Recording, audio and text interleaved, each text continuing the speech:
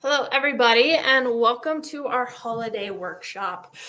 We do a workshop kind of like this every single year, just as a healthy reminder of all of the things that you guys already know how to do. Just keep eating right, get your exercises, but enjoy the holidays. That's really what it comes down to. So we're just going to keep this short, sweet, to the point, give you guys some good tips on how to have fun during the holidays, but not completely undo all of your hard work from the rest of the year. And when we when we enter the holiday season, which for the majority of us starts October 31st and it doesn't end until we hit January 2nd, that's actually 1/6 of your year spent in holiday season. And that's not including any parties, vacations, or celebrations or other holidays throughout the year. It's a very stressful time of year, and we will turn to sugar because it makes us feel good. I know I like sugar, I like carbs, I like eating junk food because it gives me those happy, good feelings, right? But I also know the two of those things, like the stress plus the sugar, is disastrous for my health. And so many of you know I've made a big change this last year to really take my health into my own hands. And so I have a plan going into this holiday season to maintain all of the hard work I did this last year. And so it's estimated that the average American will spend a quarter of their life or a quarter of their year eating, drinking in opposition of their normal diet. And as we know, the standard American diet isn't anything to brag about. Our diet has actually dramatically changed over the years and how we consume it and how it's prepared. Traditionally, the American diet was very simple. It was homemade, minimally refined ingredients, and it required effort. I think that's the big one. It requires effort. We are so busy now that anything that takes time, we don't want to do it. And so, because of that average diet, or because of those changes that are made, the diet has now it's commercially engineered, it's refined, it's high in added sugars and unhealthy fats, and it requires minimal effort to process and consume. And because of all of that, the added sugar and fatty foods contain empty calories, which makes up 40% of the average American daily caloric intake. 40% of empty calories, meaning they don't do anything good for you. They're just there. And an hour, maybe 2 hours later, you're hungry again. So it's not helpful whatsoever. Our portion sizes have dramatically increased over the last 40 years. Today, Americans consume an average of 300 more calories per day than they did in 1985. And then because of soil depletion, our crops aren't as nutriently dense anymore. It's just something that happened, but we're not supplementing those lost minerals and vitamins with supplements. And so it's a disaster, all of it. Um, so the holiday indulgence combined with a lack of exercise creates a dangerous storm for our health. One study that I found shows that during the holidays, the average person will gain 500 more percent in weight per week than an average week. And it's just because we're constantly going to parties, we're grazing, we're eating, we're not exercising, and we keep telling ourselves, hey, January, I'll take care of it in January, which it doesn't work. So how do we avoid this trend without getting wrapped up in that same pattern of gaining weight during the holidays, setting a New Year's resolution to lose weight, which, if we're being honest, most of us don't keep that whatsoever. Might go to the gym like a day or two, but most people drop off within that first month. And so to combat all of that, create healthy habits that can make the holidays both healthy and enjoyable. At Freedom Chiropractic, for those that have been with us forever and those that are new to us, you know that we believe nutrition matters, toxicity is a problem, exercise is crucial, A healthy mindset is vital, and a balanced nervous system is the foundation to all of it. If you make a game plan that consists of those 5 things and just checking them off, you will be thriving and successful this holiday season. Yeah, and so you guys know those as the 5 essentials. We just kind of wrote them out a little bit different. And so the bottom line is when you're leading an overall healthy lifestyle, your body does not need help to heal. It just needs no interference. And when I say interference, some of you might remember way back in the day when you first started at Freedom and you saw physical interference like subluxation, misalignments of the spine, interference within that is causing physical aches and pains.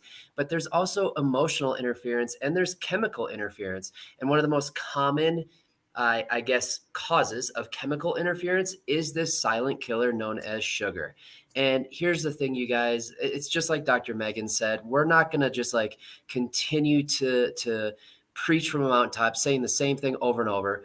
We are going to say that because that's what we have to do because it is not getting better. That's the crazy thing. And so, yes, we're going to just get right to the point. But the bottom line is you've heard this. If you haven't heard it from us, you have heard it from so many other sources.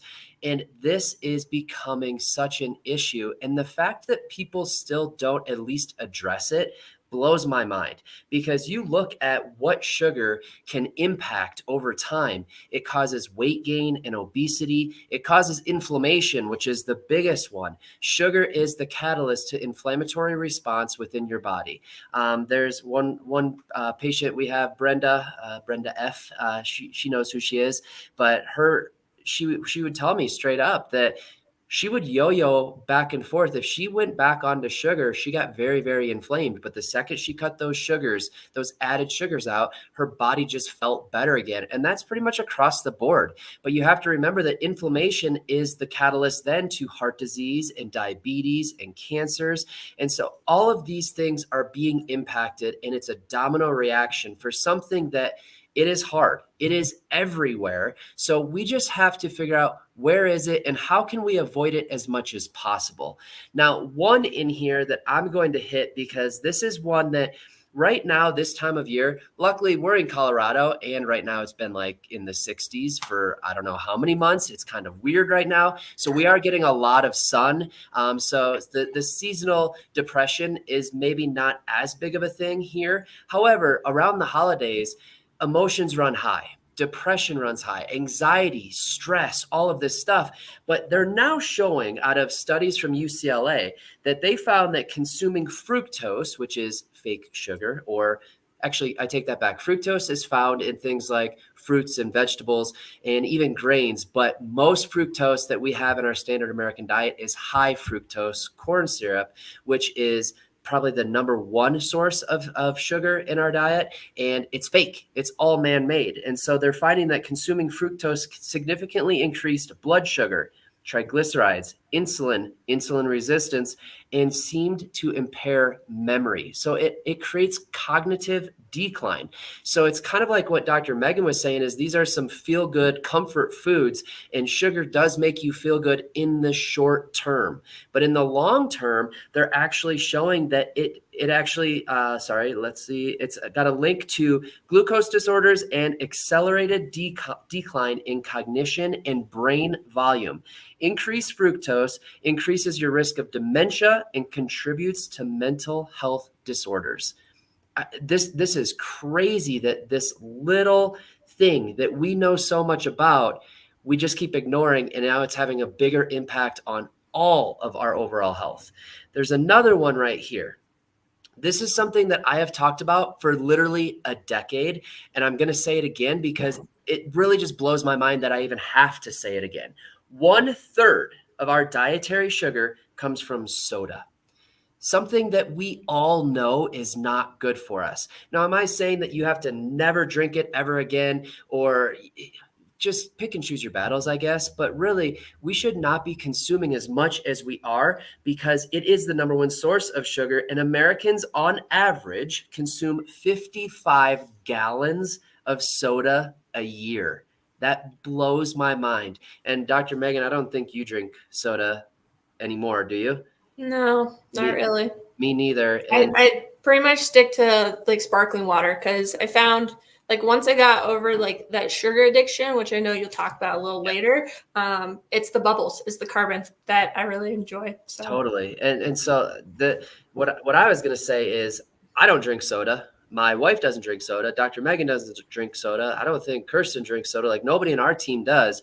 And so for Americans to average 55 gallons per person per year, that means there are some Americans really picking up the slack for those of us that don't drink soda. So it's crazy. The other stat that I saw that blows my mind is it takes 30 cups of water to neutralize one soda. Most people don't even drink 3 cups of water, but they'll drink 3 sodas. And so this is a problem. And it's something that's like, I can't believe we're still talking about this a decade later, but we have to bring it to the forefront because I'm hoping that this lands with one of you or two of you. And you just realize like, hey, you know what? One easy lifestyle and health change I could make is why don't I just cut out the soda or at least reduce the soda intake. There's a lot of high fructose corn syrup in all of these drinks, these beverages, even with kids, and a lot of our foods as well. But they are showing now that the high fructose corn syrup has increased from 0% in our daily diet in 1961 to over 63 pounds consumed per person in 2001. In the course of 40 years, high fructose corn syrup has gone off the charts. And so you guys, most of you know what to be looking for when you're reading a label, but just to overwhelm you, here it is. This is all the different names that sugar can go by. I am not going to go over all of this. I want you to simply just take a picture of this on the screen because it used to be rule of thumb, anything that ended in ose, you want to try to stay away from or minimize as much as possible. But now you can see there's like 55 or 58 different names that sugar goes by. And so I want you to take a picture of this and just keep an eye on it and just peruse through this because you'll start to pick up these trends and see these things when you're reading labels here and there. The biggest thing is you just look at things that don't have a label at all and you're kind of flying clear with that. So fruits and vegetables and whole grains, these are good sources of just nutrients and whole food that you don't have to worry about the sugar. However, this is going to be on the actual, sorry, I'm like pointing at you guys. This is going to be on the label or the box, but other areas that are hidden sugar sources are things like pasta sauces, lunch meats, canned foods, condiments, pizza, salad dressings, crackers, fruit drinks, yogurt, kids snacks, breads, cereals, and candies. The scary thing that I thought of when I was writing all of those is that sounds like a lot of the things that we're feeding kids every single day. And so no wonder this is creating such a child obesity problem. The other thing that Dr. Megan talked about, and the reason that some of you right now, I know, are at home just shaking your head like, I get it, I've heard it all before, but I can't do this. I can't get rid of sugar. I'm addicted. And people laugh when they say they're addicted. It's true. Sugar is extremely addictive. They actually show that sugar is 8 times more addictive than cocaine. That's pretty scary once you think about it. So when you hear that, you might be like, I have no shot. There is nothing that I can do, especially this time of year. But there is, because they've actually shown that it only takes you a total of 10 days to detox off of sugar. You're going to have some cravings, you're going to have some withdrawals and some symptoms or side effects, I would assume, if you've never done it before. But if you could just focus on 10 days, it's pretty amazing how your body starts to make this flip and this transformation. And the longer you can stick with that, now you become a fat burner rather than a sugar burner, which is going to increase your metabolism. It's going to make you feel better, look better, and just be happier overall every single day because you're breaking the addiction. It's just hard. So Dr. Megan is going to go over some things that we as a Freedom Chiropractic team and some other holistic practitioners, we've all been talking about. What are our tips this time of year? Where do we even start? How do we get through the holidays and kind of what I would say, have our cake and eat it too? So Dr. Megan, where do we start? Breakfast. Simple as that. And when we say fix breakfast first, like when we first read this, we're like, what do you mean fix it? Like make it? No, we mean like correct it. When I think of a traditional breakfast, I think carbs and sugar and carbs and sugar and carbs and sugar. Pancakes, waffles, cereal, toast, you name it. Which it's just carbs and sugar. That's all it is. And we're starting our day out like that. So when we say fix breakfast, like fix it as in correct it. And so first things first, I want to break down the word breakfast. It literally means break your fast. So breakfast doesn't mean it, the time of day isn't important. For quite a few of us on the Freedom team will do intermittent fasting. Mondays, Wednesdays, Fridays, my first meal of the day usually doesn't happen until like 11 or 12. I know Dr. Jason's a little similar in there as well with that intermittent fasting, but it's how you break your fast, not when you break your fast. And so breaking it with things that are going to be high protein, high fat, low carb is going to show, it gives really promising results in blood sugar control. That's the biggest thing. And it promotes weight loss and it reduces insulin and blood sugar spikes. You're not going to get those throughout the day. And so if you start your first meal of the day with that high fat, high protein, it's going to help you avoid those 2 o'clock, 3 o'clock blues because you're not riding high up here and then just dropping immediately afterwards. And so fix breakfast first. The next step is just looking at your diet as a whole. The biggest thing is anti-inflammatory is going to help with all things. This is going to be whole foods, plant-based foods, high quality meats, healthy fats, things that are going to help reduce your inflammation, which we know in a chronic state leads to a lot of different or a lot of bad things throughout life. And so the more that you can reduce that with food, the better off you're going to be. In addition to balancing that blood sugar, the anti-inflammatory diet is also going to help with weight management and disease prevention. So like I said, just anything that you can do to be anti-inflammatory is just going to help you all around. I highly recommend looking at your Align Your Health book. I unfortunately don't have one in front of me. I meant to grab it, but it's the book that most of you have gotten with your home care kit. If you have not gotten one, let us know. We do have them for sale, but this book not only breaks down all of those essentials of health that Dr. Jason was talking about, but in the back of it, it has laid out nutrition guides that will help you choose your foods that will both reduce sugar and inflammation. So highly recommend looking into that. It has recipes, makes it simple, makes it easy, tells you what to do and what not to do. And Dr. Megan, I want to chime in really quick Yeah. because some of the people that are on here right now that have been patients of ours forever, they don't realize that now we have some new printouts as well Oh, for right. nutrition. I am obsessed with this printout. It is so simple. There used to be a book way back in the day through Max Living that was just a short, to the point nutrition book. It just said the good, the bad, and the ugly. And they've even taken that and shortened it even more to this printout that's maybe a few pages long. And it really just talks about this anti-inflammatory diet or advanced plan. It makes it simple. And it also gives a lot of different examples of what you can be eating and what snacks to take with you to work. And I love it. So if anybody watching this wants that, you just either let us know when you come in, email us, and we'll make sure we have it for you when the next time you're in getting adjusted, because I think it is a good little reminder to have in your kitchen at all times. So just wanted to let them know about that. Yeah, perfect. I forgot about that. So I'm glad you said something. Okay, so this is the point in the conversation where people are like, well, if I can't have sugar, what can I use as a sweetener? And simply natural sweeteners.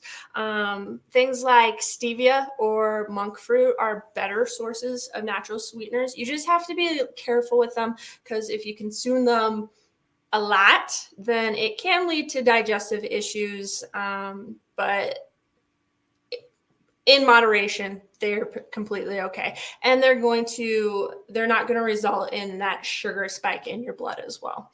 I've been asked about sugar alcohols as well, so I just wanted to touch on that. So sugar alcohol is an alternative sugar. It is not a naturally found sugar.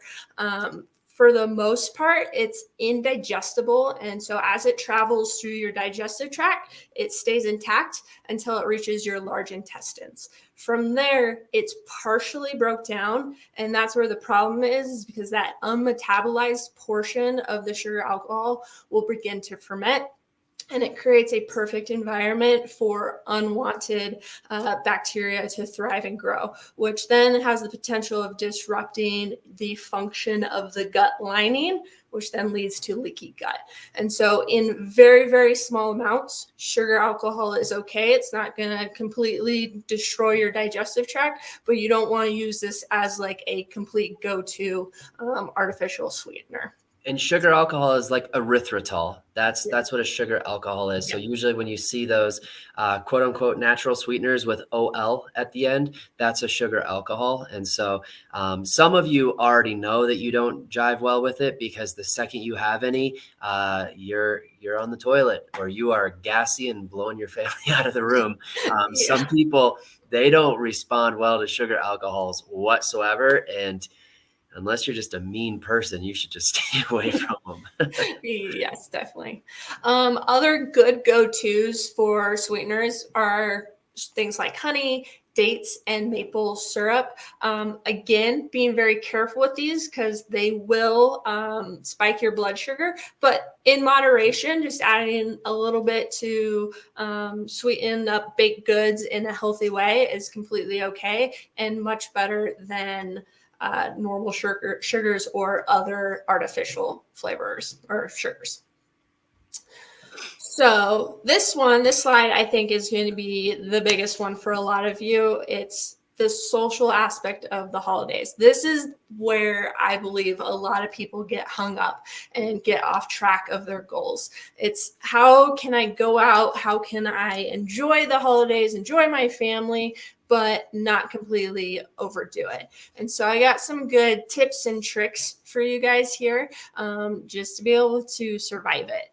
And I think the biggest thing is knowing that food is going to be the focus of many social events, but it doesn't have to keep you from engaging in those social events.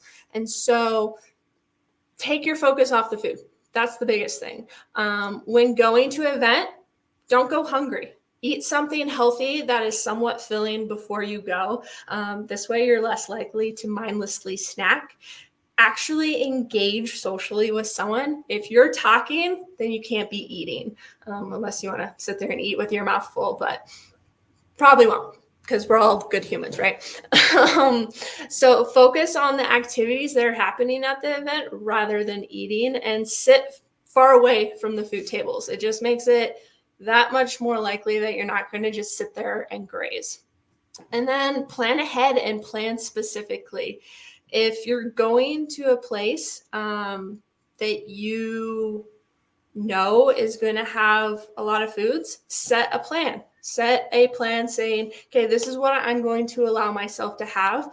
When you have that plan, have a good portion of protein, one starch, and lots of green vegetables. That's going to help keep you in the good zone of not overeating and not just munching on carbs endlessly, if that's what you stick to. And then make that plan before you go to the event and not on an empty stomach. Make sure that you're full.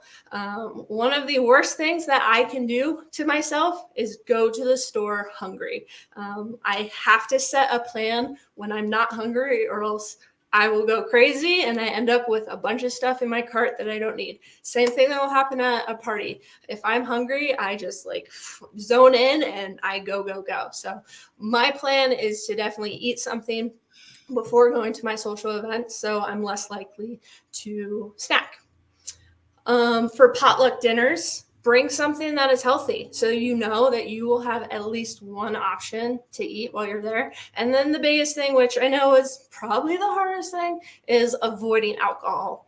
Alcohol can interfere with your blood sugar levels and reduce the effectiveness of insulin. And so I definitely know if that's the one thing out of that entire list that you don't hold on to, you'll be okay. But I think all of those are fantastic ways to plan and be what's the word I'm looking for? Be successful in your parties and your holidays this year. So everyone take a picture of the strategies on the screen. That'll just help you, be successful. And so on that note, eating beforehand, take advantage of protein powder. It's a fantastic pre-party strategy. It's going to keep you full for a long time. It's going to keep you not wanting to snack. You can add it to a shake, or you can make a smoothie. And again, reducing the likelihood of you sitting there and overeating. So on the next slide here, we actually have a pretty cool smoothie recipe here. And so make sure you take a picture of that. Again, just something easy that you can do beforehand so that you're not going to a party starving. I will say that the protein and the collagen I take with me, I travel with it. I just put it in baggies, double bag it, and it does make a big difference. I bring the scooper with me so that whether it's something in the morning or even I don't know, some of you are like me where, my wife and I, we tend to still work out a lot when we're traveling during the holidays, even if it's just a walk, we're doing something. So I try to keep my routines as much as possible where I'll work out, we'll go for a walk, we'll do something, and then I follow it up with my protein shake, just because that's what I would do at home too. So the more you can stick to a routine, even with sleep and food and exercise, the more successful you're going to be during the holidays, especially through travel as well. So I'm a big advocate of just taking that stuff with. So. Yeah. And I think that's the biggest thing is having one day of going out eating, having fun with friends and family isn't going to destroy everything. But doing it every day or every weekend in a row and not getting back to your routine, that's where a lot of people make the mistake, because then it's that recurring cycle of, oh, I'm going to wait till after the holidays to get back to my routine, and at that point the damage is done and you're starting over again. Yeah. And I think that kind of goes into the emotional interference and just stress in general. Sometimes we stress ourselves out when we don't follow to a T what we were supposed to do or whatever. So kind of like Dr. Megan was saying, is go in with a plan, have some willpower, but also treat yourself a little bit. I mean, I'm not going to sit here and say that I don't drink any wine during our holiday parties, or I don't indulge in some of the cookies. I mean, one of our patients, MJ, she makes us these little caramel turtles every year. And every year she's like, are you sure you want me to bring them? I'm like, yes, you must, because I can have that for a day. I'm totally fine with that because it is the best thing I've ever put in my mouth. And so that kind of thing is totally fine. And it's just once you start doing it over and over, I think we have all been there. I know I have absolutely been there where I come out of the holidays. It is, first week of January, and I'm 8 pounds heavier on the scale. It happens quickly. It's just like everything. It takes a long time to lose weight, but it takes no time at all to put it back on, because your body just like goes crazy with it all. And so just be aware of the emotional eating, the stress, just everything that happens. You have to remember that you don't even have to eat a sugary food in order for your blood sugar to go up. That's the scary part. So when you look at these people that seemingly are skinny and they're not overweight and they're still getting diagnosed with type 2 diabetes or pre-diabetic, you really look at stress increases a hormone called cortisol, and cortisol increases your blood sugar levels. So you could still be kind of mimicking that person that eats sugar all day, and your nutrition is better than theirs, but because you're stressed out of your mind, it has a major factor. And it gets worse this time of the year. I will be the first to say, like yesterday, I was just kind of stressed because of stupid Christmas shopping, like something that should be fun and you look forward to. Like It sucked. I hated it. We kept striking out, and everything we wanted to buy online was gone, and we went downtown and there wasn't what we wanted, and blah, blah, blah. Next thing we know, we're like, crap, Christmas is in 2 weeks, and the stress levels were getting high. And I know a lot of people, 38% of people say that they're more stressed during the holidays. And it can be Christmas shopping, it can be finances, it can be parties, all the food temptations around you. It could just be the fact that your family stresses you out and you have to be around them more. There's so many different stressors. So what we have to figure out is, what do we do? And I already just talked about this, the blood sugar levels, but what can be done to reduce the stress but create more peace? Again, this is nothing new. If any of this is brand new, you and I have to have a talk, because that means you haven't been listening to anything we've been saying over the last 12 years. But number one, simplify your schedule.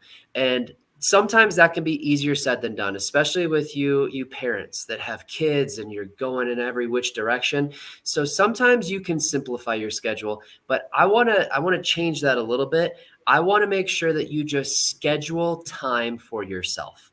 Even if it's 5 or 10 minutes, I want that on the books. Literally, if you write something on a calendar, then do that. If you put it in your phone, put it in there with an alert that will buzz at you, so that you truly do take a little bit of time for yourself every single day. Today, just kind of preparing for tonight, I took a 15-minute, I want to say nap, but I didn't really fall asleep. I just had my eyes closed. But even getting up from that feels very recharging. And so anything, whatever it is for you, just schedule time for yourself. I would say schedule time to breathe and relax as well. Breathing is so important for just stress in general. It's so important for your physiology and your anatomy and your body. But again, if you feel like you're that person that just doesn't do it enough and doesn't do it the right way, schedule it. Put a reminder, do something so that it flashes in front of your face and you know, I'm going to take 2 minutes to do some deep box breathing or belly breathing or whatever it is. Same thing goes with exercise. I am the biggest advocate now of just getting out and walking. When with my wife, she's now done, I don't know, 260 days of walking 10,000 steps in a row. It's been phenomenal. It's been crazy, but it's amazing how strong she's gotten just from walking. And so Dr. Megan, I almost want to put another challenge out there for the 10,000 step a day walking challenge, because we did it for a week, months and months ago, and it went really, really well. I think that's something where if you can focus on getting 10,000 steps a day, that simple exercise can reduce stress and keep you healthy like nothing I thought imaginable. And I say this with like this much just excitement because I see it happening in our household every single day. It's phenomenal. So track your steps and get out and walk, especially right now when it's so nice. If you can't get outside, walk around your house, walk up and down your steps, do something so that you're moving. Prayer, meditation, I think for me, that goes back to the other things of breathing, relaxing, whatever that looks like for you, just take a little bit of time. Some people like to do it first thing in the morning. That's their time. Some people, like myself, I do it on my lunch break because by that time I'm kind of needing a little bit of a refresh anyway, or a jump start. So that you're going to feel like you need less of that when you're also getting plenty of good sleep. And this is a hard one during the holidays because you're out late at parties, because you're traveling, because you're in different beds. Do everything you can to just keep your schedule the same as much as you can. It is difficult, I get it, but try to get that good quality sleep and just take good care of your body. And when I see shift your perspective, I think it's just this time of year, just be thankful and grateful for what you have, for the people you have around you, for hopefully your health, your abilities to be able to get out and do things and be there with your family. So shift your perspective. Like yesterday, it took me too long to shift my perspective. I was just getting stressed. And because of that, I slept like crap last night, and then it just dominoed into today. And so really, I should have just stopped and been like, you know what? This is not a big concern of mine. I should have shifted my perspective and been more grateful for the fact that we could even buy gifts and do all these things with our family. And so I think if you are to create create peace rather than just waiting to reduce stress. That's called being proactive rather than reactive. And there's so much that goes into health. We just talked about the nutrition. Oh, bear with us just for a second. So what he was just saying, I'm trying to wing this. There's so many things that go into health. It's not just one thing, right? And you guys know this. It's not just about your exercise. It's not just about eating nutritious food. It's not just about your spinal health or your mindset. It's all of those things in combination. But as we know, our spinal health and our nervous system health is the foundation to all of it. Our nervous system is what allows us to function from second to second every single day. You guys have heard us say this a million times. It controls your heart. It controls your breathing, your digestive system, everything. And so if your nervous system isn't able to function the way it's supposed to, then your body's going to let you know. And the way that it lets you know that is by sending you into a fight or flight response. This is the response and the feelings, everything that you feel when you are walking down a trail and a bear pops out. It's that, in Dr. Jason's words, the butt pucker moment. Your heart rate goes up, your breathing goes up, the blood goes from your organs to your limbs to get ready to fight or flight or whatever you're going to do. It gets your muscles ready to go. Digestion stops working because last thing that you're worried about is when a bear is about to chase you is, I'm going to digest my breakfast now. And so when we are in a constant state of stress, and like Dr. Jason said, stress can be physical, it can be emotional, or it can be toxic. Whatever that is, with that oh, you're back. Welcome back. Kind of. With that constant, have I been live this whole time? Yep. Okay, cool. Just making sure. Make sure I didn't have to start over here. But with that constant state of stress coming in on us, we get stuck in fight or flight. And if you're stuck in fight or flight for 64 days, whatever it is, from October 31st to January 2nd, I think it's 64 days. Bad things are going to happen. You're not going to be digesting your food. You're not going to be able to sleep efficiently. And it all comes down to that nervous system. And so the biggest thing that you can do for your health this holiday season is don't miss your adjustments. I know our schedule is crazy this year with the holidays being on the weekends and the days that we're open, the days that we're closed, but we're still open at least a couple days each week. And so get your adjustments, keep taking care of yourself, keep your body ready to respond in the way that it needs to respond. Yeah, that's the biggest thing is take care of yourself. Do you have anything to add to that, Dr. Jason? I will say that obviously I've been doing this for a long time. This is my 14th year in practice, and it's cool to see the people that are proactive, and they up the ante. They start getting adjusted maybe a once a week rather than an every other week, just because they realize, this really helps my immune system. It elicits so many immune responses with every single adjustment of the nervous system. It's unbelievable. And the research backs it up. And so it helps keep that immune system as strong as possible. There's no easy way to travel anymore.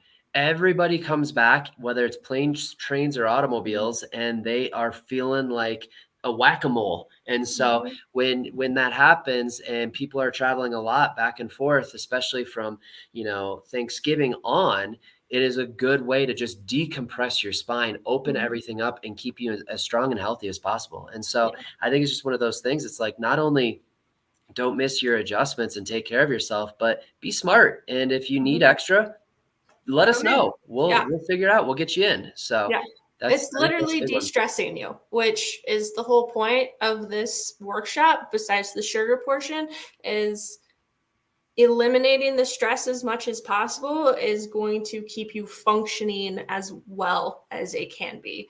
And getting adjusted is super simple. Like you literally lay there. Yep. Yeah, I think it's one of those things where, again, you guys, this should be nothing new. There should be some good things that you have heard before, but it's, even though it's nothing new, it's something that needs to be talked about this time every single year, because life happens, and I get it. It gets crazy, it gets chaotic. I mean, pandemic is just adding to it all. And so that is why we will sit here and say the same thing over and over and over and over until our face turns blue, because at some point it will land with each of you, or it will land with the person standing behind you that might just be hearing this randomly, and they're going to be like, hey, yeah, that makes sense. I should do this, that, or the other. So I think as far as action steps go, is just take action. That I don't think you need a specific step unless that's how your brain works, but just take action, be proactive, and continue to take good care of your spine and your health. And then from there, just have fun, live it up. Like, you only live once, right? And the holidays only come around once a year. And so have fun with your family, enjoy the indulgences, just know how to get back to what you know really, really fast. So Dr. Megan, I thank you for being on this evening and sharing your expertise. Especially, I learned something. I always learn something new, which is why I love these workshops, whether they're virtual or live. I knew sugar alcohol was not great for the gut. I just didn't know why. So to hear the science behind that, I'm like, okay, I'm going to stay away from sugar alcohol because it makes sense. And so I learn something new every time. So thank you for bringing your expertise. Mm-hmm. Everybody else, anytime you have questions or concerns, you just let us know, and we will answer all of your health and holiday questions as fast as possible. Other than that, have a very Merry Christmas, have a Happy New Year, and I will see you soon for your much needed adjustment. We'll see y'all soon.